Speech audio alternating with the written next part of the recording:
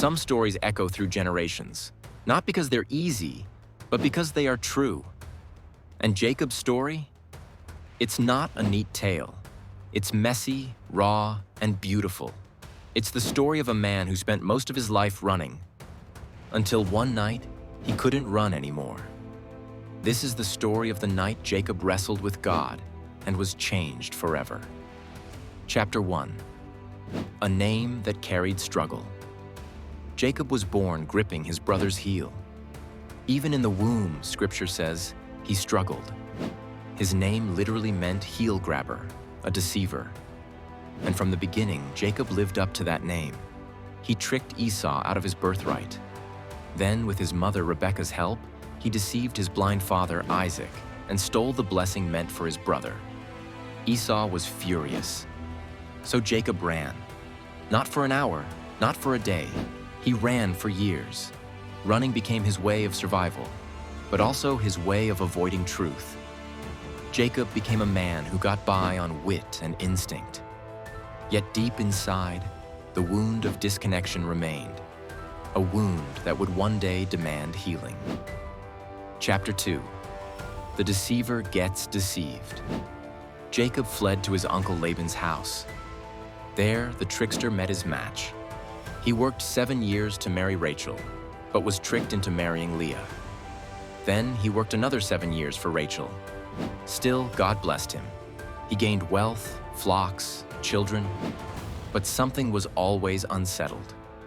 He hadn't made peace, not with Esau, not with his past, and not with himself. Even in prosperity, he was restless. The blessings in his life multiplied, but so did the anxiety. You can accumulate success and still carry shame. Chapter 3. Unfinished business. Before we rush to the wrestling, we need to understand what Jacob had built. He built a life, a name, a family, but also a web of unfinished business. And unfinished business has a way of showing up. Years later, Jacob hears that Esau is coming with 400 men. He panics. He divides his camp. He sends gifts ahead. He plans and prays, but none of it calms his heart. He sends his family across the stream of Jabbok, and Jacob stays behind, alone. The river becomes more than a boundary. It becomes a line between who Jacob has been and who he's about to become. He is standing at the edge of his past and future. Chapter 4. The wrestle in the night. That night, it all comes to a head.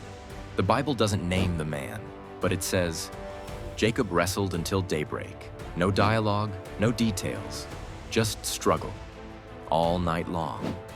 It wasn't just physical, it was spiritual, emotional, existential.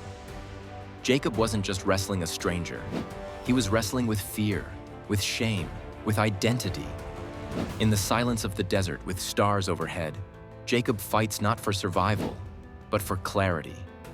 For the first time in his life, there's no one else to trick, no one else to run to, just him and this divine opponent. And in that sacred tension, he confronts what he's always run from. Chapter 5. The breaking and the blessing. Then, just before dawn, the man touches his hip, and Jacob's strength fails, but he doesn't let go. He says, I won't let you go until you bless me. The man asks, what is your name? And Jacob answers, not Esau, not a lie, not a mask, just Jacob. It's a confession, an admission, an owning of who he was. And then everything shifts. The man says, your name will no longer be Jacob, but Israel, because you have struggled with God and with humans and have overcome. A new name, a new identity, born not out of victory, but surrender. Jacob is not being rewarded for strength. He is being renamed for faith, for the courage to wrestle rather than flee. Chapter 6. The limp that changed everything. When the sun rises, Jacob limps. His hip is out of socket, but he has something more important than strength. He has a blessing. He has a name. Israel, the one who wrestles with God. This limp, it's a mark. Not of failure, but of encounter. Because real transformation leaves a mark. We all wrestle, with pasts, with fear, with God. But maybe that's where change begins. Not in running, not in pretending, but in wrestling honestly and refusing to let go. Every spiritual journey has a Jabbok moment, a place where we stop performing and start confessing. Chapter 7. The unexpected face of grace. Jacob limps forward and sees Esau. He bows 7 times, but Esau runs to him and embraces him. No swords, no revenge, just forgiveness. The brother he once feared became the face of grace. Jacob says, "To see your face is like seeing the face of God." Because when we've truly wrestled with God, we start to see Him in unexpected places, even in the arms of someone we once wronged. Reconciliation isn't just possible, it's powerful, and sometimes it's waiting right on the other side of surrender. Chapter 8. The legacy of a limp. Jacob becomes Israel, not just a name, but a nation. His sons become the tribes of Israel. The journey continues. But that moment, alone, wrestling in the dark, becomes the hinge. It wasn't his cleverness. It wasn't his strength. It was the night he surrendered that changed everything.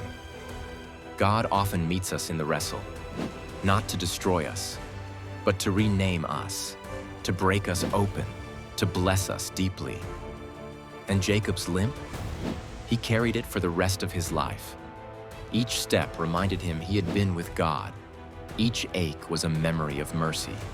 He would become a father, not just to sons, but to a people. From Jacob would come the 12 tribes. From the 12 tribes, a Messiah. Jesus, descended from Judah, the son of Jacob, would also wrestle, but not with God, with us, our sin, our shame, our pain. And like Jacob, he too would be wounded, not in the hip, but in his hands, his feet, his side, so that we could be renamed, so that we could become sons and daughters. Chapter 9. Our Jabbok moment. Jacob's story is not just ancient history. It's your story. It's mine. Because we've all tried to run, to build our own lives, to earn blessing. But in the quiet moments, on the banks of our own Jabbok, we meet him, and he asks, "What is your name?" Not because he doesn't know, but because we need to answer. We need to admit who we are, to face the truth, to confess what's been hidden. And then, he renames us, beloved, chosen, redeemed. You may walk away with a limp, but you also walk away with the presence of God, and that changes everything. So if you're in a season of wrestling, don't give up, don't let go. You are not losing, you are becoming. And the one who meets you in the dark, he already knows your name. He's ready to give you a new one.